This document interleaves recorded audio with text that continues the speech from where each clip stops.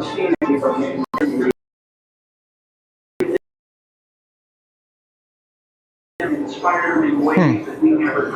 kinds of good stuff. Say hello as you guys come in. Let's see what we have. Got the exercise. Ooh, let's check out these Apollo spacesuits. The Apollo spacesuits. Look at this. The Apollo lunar suit. Astronaut Charles Pete Conrad wore this lunar EVA suit when he walked on the moon during the Apollo 12 mission in 1969. This model A7L suit is one of the only two lunar suits on display outside the Smithsonian Air and Space. So this is actually worn in the space. So on the spacewalk. Look at that, blue, red, all these things are different. So did they have tubes coming out, or are these hooked on before or after? Was it connected to the backpack? A watch on the wrist. That's pretty cool. Let's see what else we have.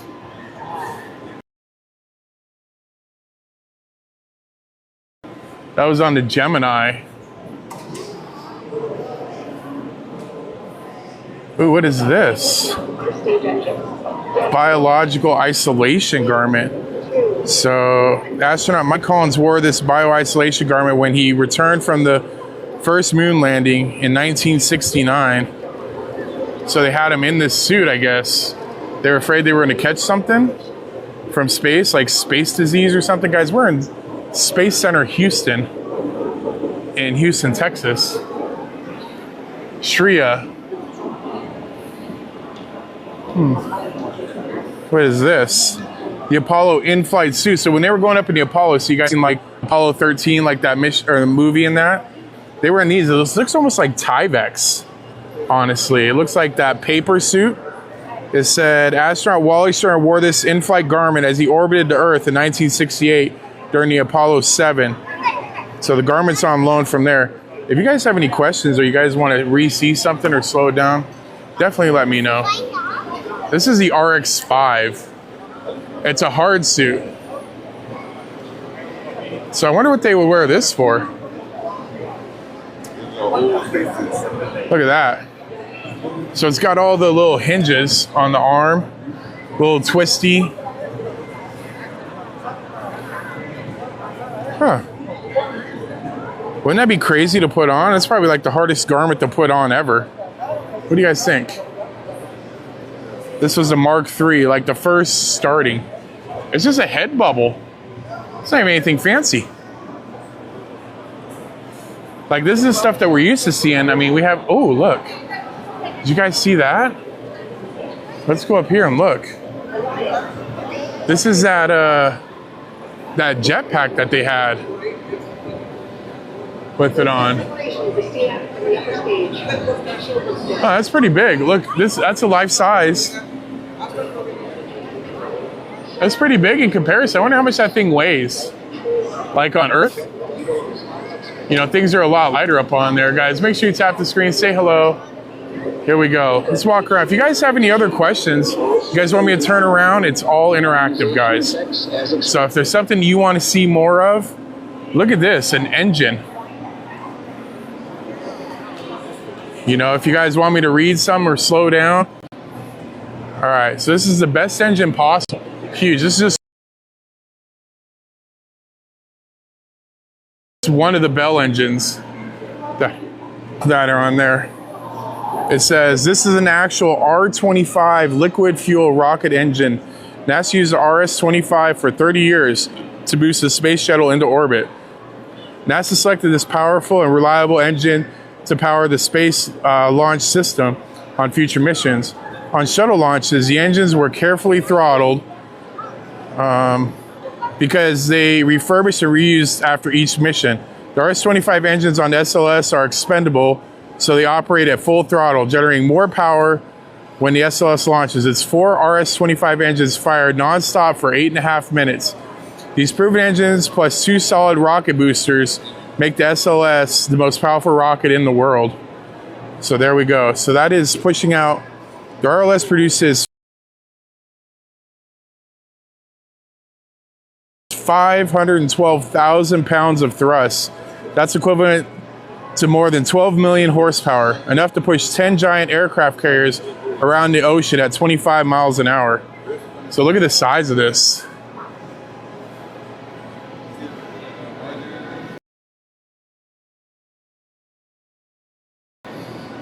Look at that. That thing's huge. All right, let's see. We're going.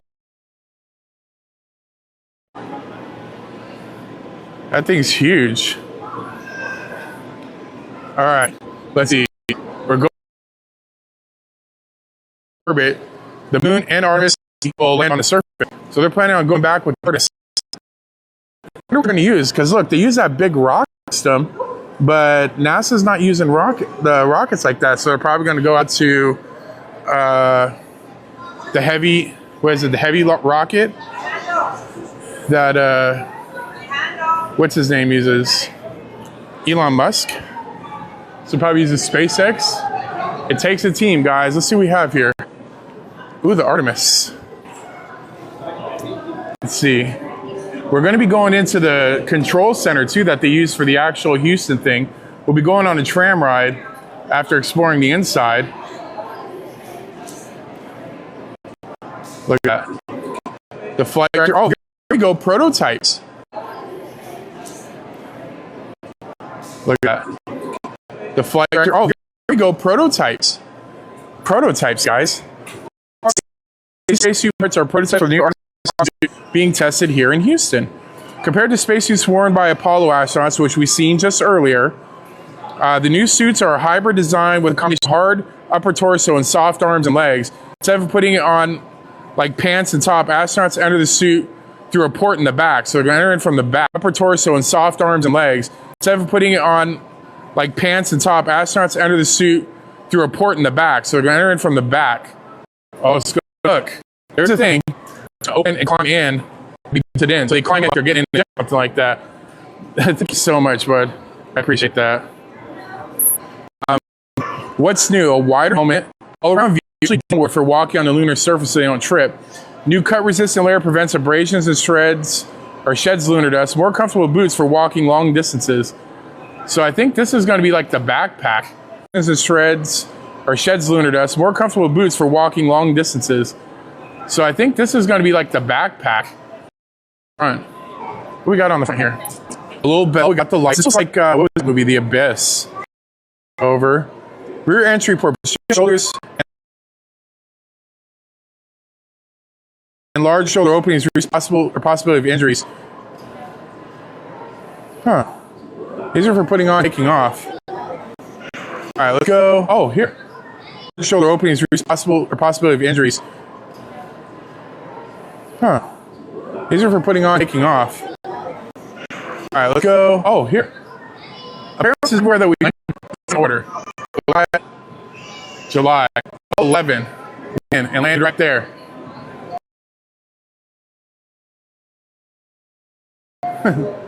Apollo 16 landed right there. We've never landed in that crater. Apollo 17 went in right there. Which was the one in the movie? Is it Apollo 17? That was Apollo 13. Was it Apollo 11? There's the Artemis. That's where they did test to land on the South Pole. Apollo 15. Apollo 13. Was it Apollo 11? There's the Artemis. That's where they did test to land on the South Pole. Apollo 15 landed there. Does anybody know what movie that was?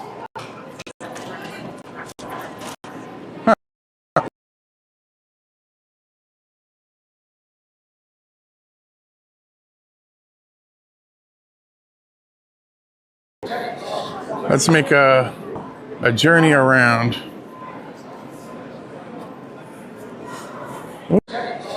Let's make a journey around.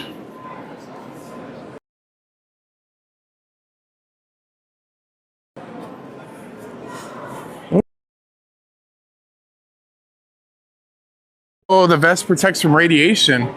Man, that's what I'm saying. Without a rest stop. How would they take a pee? Look at this. So this is Lockheed Martin. Apparently it has to be like a lead vest from radiation. High energy particles and electromagnetism radiation can be harmful to future astronauts exploring deep space. This AstroRad vest is a wearable shield focusing protection around sensitive vital organs. This AstroRad vest is a wearable shield focusing protection around sensitive vital organs, including bone marrow, the colon, lungs, and stomach, and in women, ovaries, and breast tissue. For similar to an armored spacecraft ranging storm shells, full mobility would allow astronauts to perform space duties while wearing the vest for long periods if needed.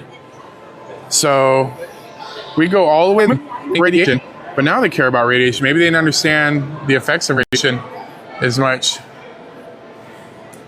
So this is a piece-by-piece system showing this is just a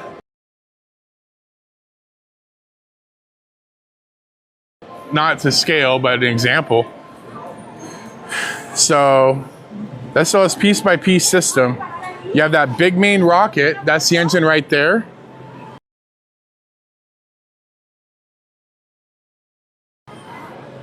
That was on the center. That one's on the liquid. You have the solid fuel boosters that pop off. Changes into orbital spacecraft. Huh. So this is gonna shoot all these different parts. All right, guys. You ready to leave Earth? We're leaving Earth and we're going to Mars. Strap on and we're going home. Oh, look. We get robotic helpers. Oh, what is this? Robonaut 5, also known as Valkyrie, is NASA's next generation humanoid robot. Valkyrie has advanced sensors, computing, and mobility that will be essential for robotic helpers for future missions that function safely alongside humans, may lead to robotic helpers in the future. Assistance may help robotic helpers for future missions that function safely alongside humans, may lead to robotic helpers in the future. Assistance may help astronauts build structures robotic helpers for future missions that function safely alongside humans, may lead to robotic helpers in the future. Assistance may help astronauts build structures, habitats, and left behind so it remains operational. Huh. Look at that.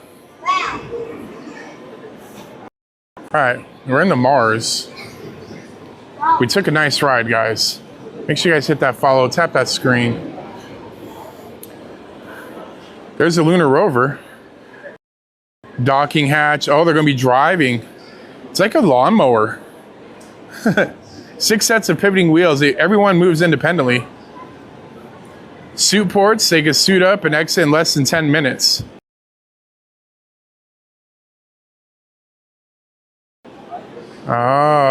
Oh, remember the new suits that they were talking about? The rear entry? Remember we seen that plate? So they'll hop in like they're sliding in, and then it'll seal up and detach, and they'll be able to walk out from there. So that's how they'll back in and back out. Oh. This is supposed to be the life-size thing, I guess, of the landing thing. So it's got like airport wheels or tires.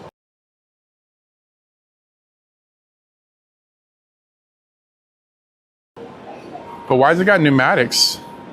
You wouldn't need air in space, right?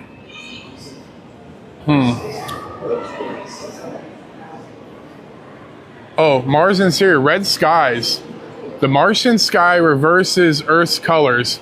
During the day, the Martian sky is pink to orange-red because the iron dust in the atmosphere absorbs blue and scatters warm color. On Earth, light is scattered to create blue sky. Since the Martian atmosphere is so thin, the blue glow appears when light travels through more air and dust. Huh.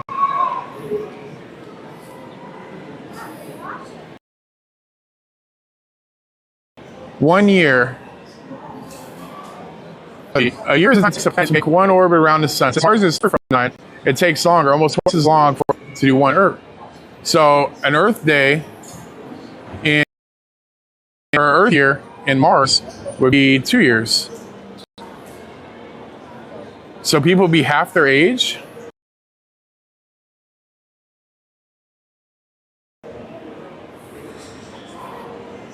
Ooh, the gravity, look at that.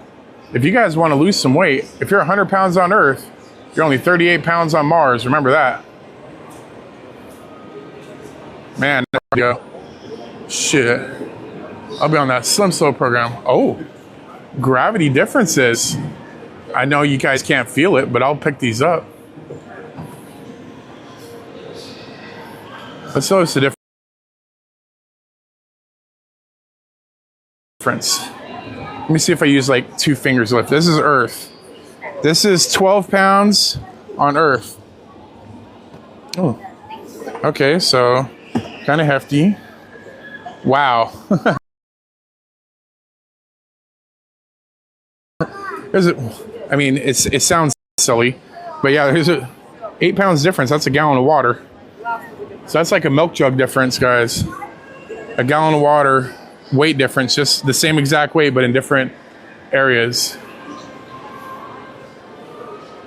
What we got here?